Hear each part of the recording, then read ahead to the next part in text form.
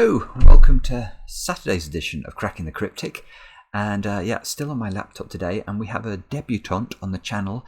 Jannick Thanner has sent this puzzle in, and this looks really rather lovely. Testing reports say it's lovely as well, so we should be in for a treat.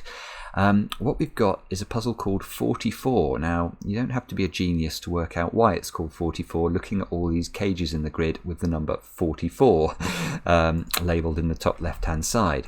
So what are the rules? Well, amusingly, Jannick says that this is a standard anti-knight killer Sudoku, whatever that is. So normal Sudoku rules apply. Digits in cages must sum to the given digit in the top left of the cage. So that's normal killer Sudoku. And digits cannot repeat within a cage. Again, normal killer Sudoku. Now, we've also got cells separated by a knight's move in chess cannot contain the same digit. So what does that mean? So this 2, for example, that square couldn't be a 2, that square couldn't be a 2, those 2 couldn't be a 2, that couldn't be a 2, and that's because a chess knight on this, in the position of this 2, could jump to all of these cells. So a very interesting sort of chess-based restriction. Those of you who've bought our Chess Sudoku app will be very familiar with it. I should be very familiar with it too, but yeah, let's hope that proves to be the case. Do have a go at the puzzle first. To play it, you click the link under the video, as usual, and with that, let's get cracking. And the first thing I think that we'll state the obvious about this puzzle, which is that these 44 cages must all be missing the number 1. Now, how do I know that? Well, it's because if you look at any box, any complete row, any complete column of a Sudoku, you'll know it contains all of the digits from 1 to 9. If you add up all those digits, you get 45. So I know that in this 8-cell cage that is missing exactly 1 digit, it must be missing a digit that's equal to the difference between 45 and 44. It must be missing a 1. So there is no 1 in any of these 44 cages, and presumably that's going to allow me to start, and it does. Look down here. This cage can't contain a 1. But box 9 needs to have a 1 in it somewhere, so it's going to have to be there. And we can, we've got the same logic here, look. We can't put a 1 in the cages. We can't put a 1 here because that's a knight's move away from this one. So that's a 1. That's a 1. We can't put a 1 in the cage. Oh, this is lovely. What a lovely start. So now 1, where does 1 go in box 4? Well, it can't go here. It can't go in a cage. It can't go there by knight's move, so it must go here. 1 goes here. It can't go in a cage. It can't be here because of knight's move. Can't be in a cage, so must be there. Can't be there by knight's move.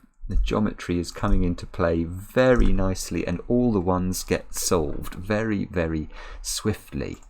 Now, it's interesting that this is called a killer Sudoku, because at this point, I doubt we're ever going to have to use these cage totals again. In fact, this is just an irregular Sudoku with a knight's move constraint, and every one of the cages has to contain the digits 2 through 9. So, this is now irregular Sudoku, which is always a type of Sudoku that worries me. But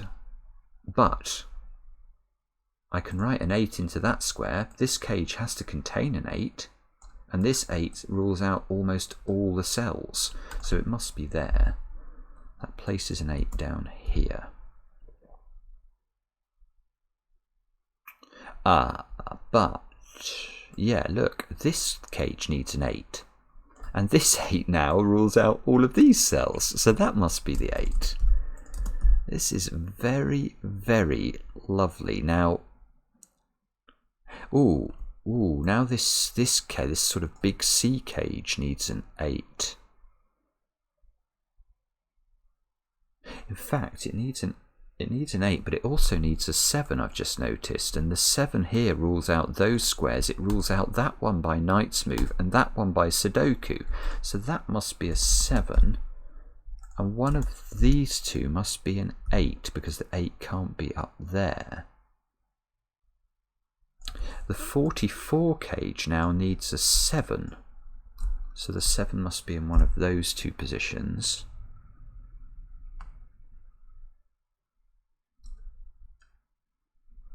Eight. Oh, this 44 cage needs, well, it's got a 9 in it. So 9 can't go in those squares and can't go here. And box 6 needs a 9, so the 9 must go there. So now we get 9s, we get an 8-9 pair over here.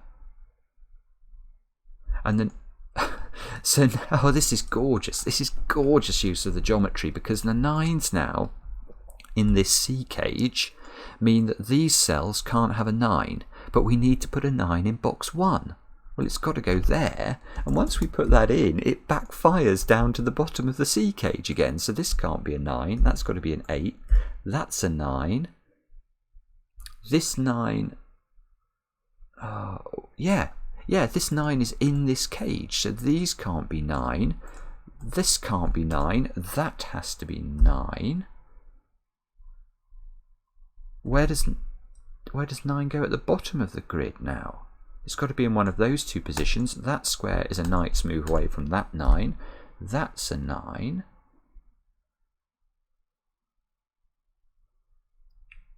I've just noticed this 5. Where does 5 go in this cage? Look. Well, it can only go there. That's a 5. There's 5 down here. Let's just have another look at 9s though. This 9 sees that square by knight's move. So the 9s are locked into one of those two positions in box 9. So that's a 9 in box 3 now by Sudoku. That's these 9s all interacting. 9, oh, 9 is in one of those two cells in box 7. Oh, an 8. 8 needs to appear in this 44 cage. So 8 is locked into the same cells that 7 is locked into. Look, this sort of 2x2 arrangement here. So this is actually a 7-8 pair.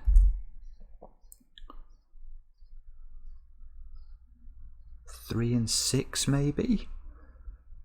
This 3-6 pair see all those squares in this funny box. So 3 and 6 have got to appear in those three positions. But unfortunately, we don't know much about 3s and 6s. We've got no other 3s and 6s other than these two, so that's probably not the place to... Oh, 2. This 2. What does that do to this box? Where do we put the 2 in it? It can't go in those squares. It can't go here because of knight's move. That's got to be a 2.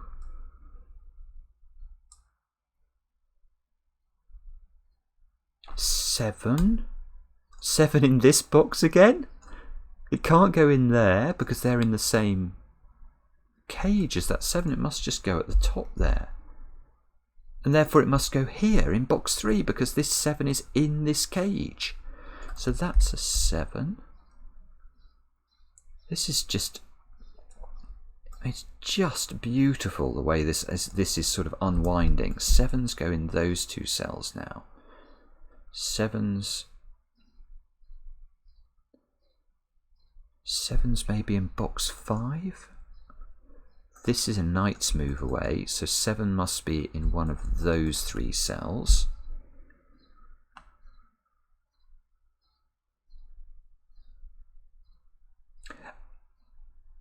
Ah, right, but that cell is interesting. That cell is very interesting because of the geometry. Look, at this is, whatever this cell is, it's part of this cage. So where does whatever we put in that cell go in box 6? Well, it can't go in those positions, so it has to go there. So these two cells are the same digit. And therefore, these two cells have got to be 7, 8, or 9, because you will have to, by Sudoku, we'll have to find them in these three cells. So we know these are both 7 then.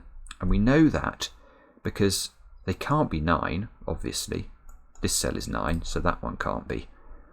This cell can't be 8 or 9, so it can't be 8. So we can't have 8 here because we know these two digits are the same. So these have to be 7. That's the only option that is available that actually allows us to ensure that the rules of Sudoku are met. So we get 7s there and there. These aren't 7s anymore. 7 must live in one of these two squares. Can't go here because of the knight's move constraint. 7 must live in one of those two squares. Can't go there because of the knight's move constraint. Oh, look, so close to the 7s aligning in rows 7, 8, and 9, but not quite good enough.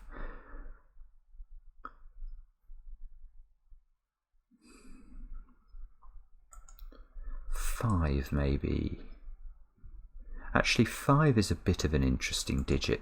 It rules, this 5 rules out those two cells, so there's got to be a 5 in one of 3 positions in box 5. Now, can we learn anything about those two squares? Have got to be a 3-4 pair by Sudoku. This 5 sees that cell, look. By knight's move, this 5 sees that cell. So 5's got to be in one of 3 positions, I think.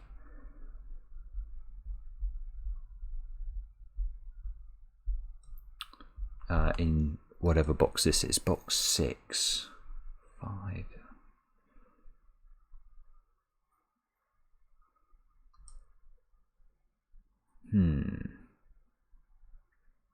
Can we do any better than that? Oh, yeah, you can. That can't be a 5. Because if that's a 5, look, we'd have a 5 here and a 5 here, and the 5 in box 3 would have to go there, where it would be a knight's move away from its friend. So that one can't be a 5. So the 5s are in those two cells. Oh, it'd be really nice if this wasn't a 5, because then I would know the 5s in box 4 would be in those two cells.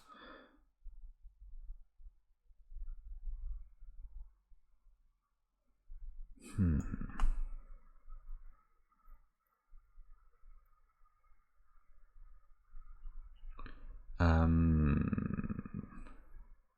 fact, that cell can never be a 5, look, because this cell sees all 3 of the 5s in this box.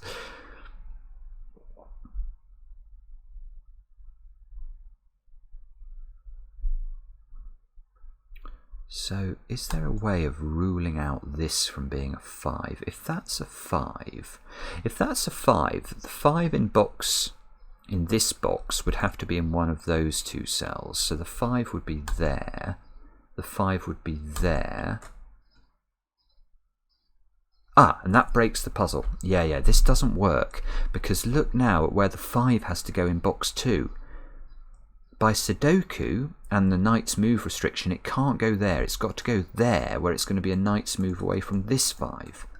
So this is not 5. That's great, because now, look, I've locked 5s into row 4 and row 6 in boxes 5 and 6. So the 5 now in box 4 can't, well, we have got to put a 5 somewhere in row 5 of the grid. It's got to be in one of those two squares, and we know it's not here because this 5 sees both of those 5s. So actually we get a 5. And that rules a 5 out from that square. And other than that is absolutely useless. No!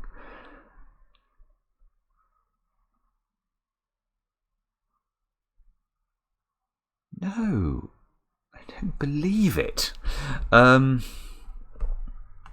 Actually, let's look at this domino though, because this domino here is part of the 44 cage, which extends down into box 7. So whatever you put in those two squares has to appear somewhere in box 7, so they would have to go in those two squares.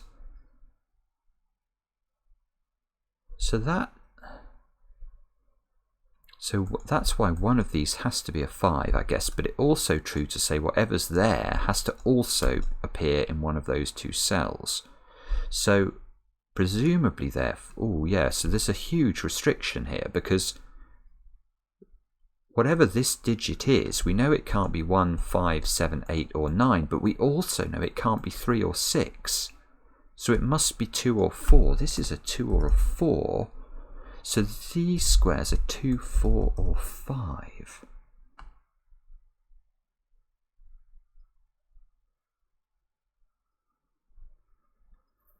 Wow.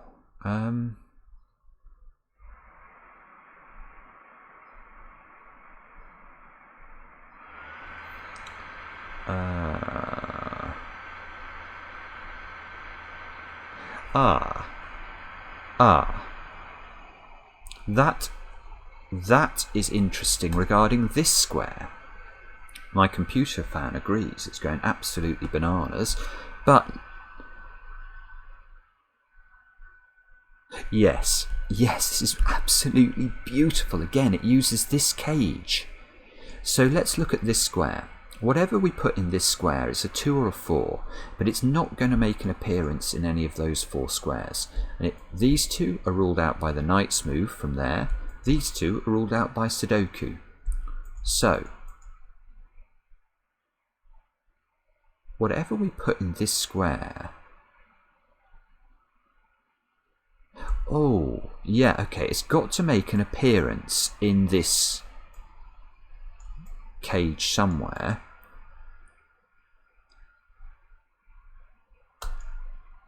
This is lovely. So let's imagine that this square and this square were the same digit. Okay, so let's just analyze whether that could ever be true. So we put a 2 or 4 in here and we repeat that digit, whatever it is, in this square. Well, no, that doesn't work because it breaks this box. Because whatever I put in this square cannot appear in this box. Because, let's just show you, if that's a 2, it rules a 2 out from those squares and that one by knight's move. So actually, this square here simply has to be a 5. It cannot be a 2 or a 4, because you couldn't then put 2 or 4 in box 8. So that means there's a 5 up there. It means that this square and this square are the same digit. But it... Oh, but it gives us a similar restriction on this box, look. We have to put whatever we put in those 2 squares in this box. Where does it go? It can't go there. This one means it can't go there. So these 3 squares are all the same number. So this isn't 7. This can't be 7 because it has to be equal to 2 or 4. So let's label this up. This is a 2 or a 4. This is not a 7.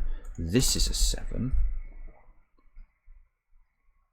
So this is a 7. That's not a 7. The 7 here sees the 7 and the 8. Oh, that could be good. 8, 7. Where does 8 go in this box? It can only go there now by Sudoku. Where does 8 go in this box? It can only go here because of the 8 at the top. That 8 gives us an 8 in one of those 2 cells, I think. But the 9 now is placed in this box, which means this is a 9.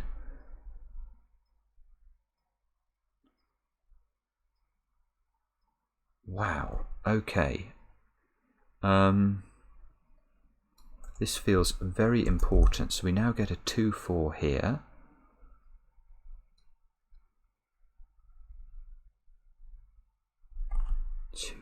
There. Oh, where does 8? Where does 8 go in this box now? It can't go here because it's a knight's move away, so it must go there. That means this is an 8, which means this is a 5, and suddenly we're cooking with gas. We are. Look, where does 5 go in box 3? It can't go there by knight's move. Got to go here. 5 in this box now. Can't go in those 2 cells, so it must be in one of those 2 positions. This 5 sees that 5 by knight's move. In fact, that 5 also sees that 5 by Sudoku. So that's a 5.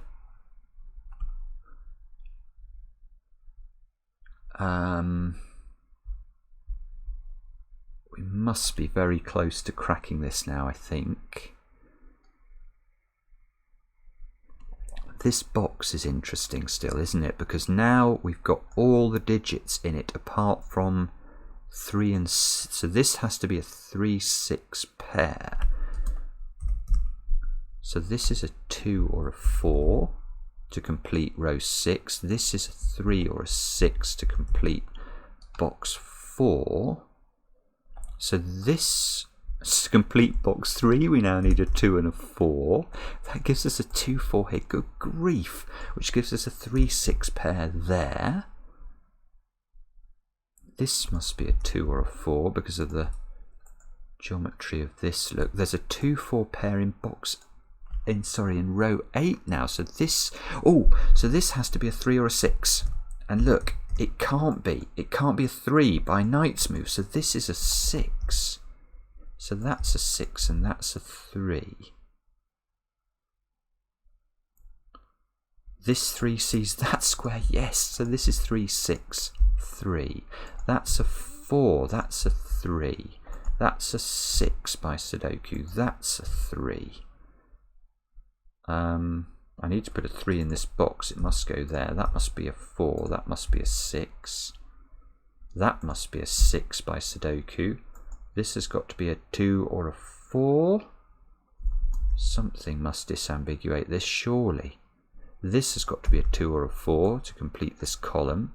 These squares have got to be 3, 5 or 6 to complete box 1. 2, 4.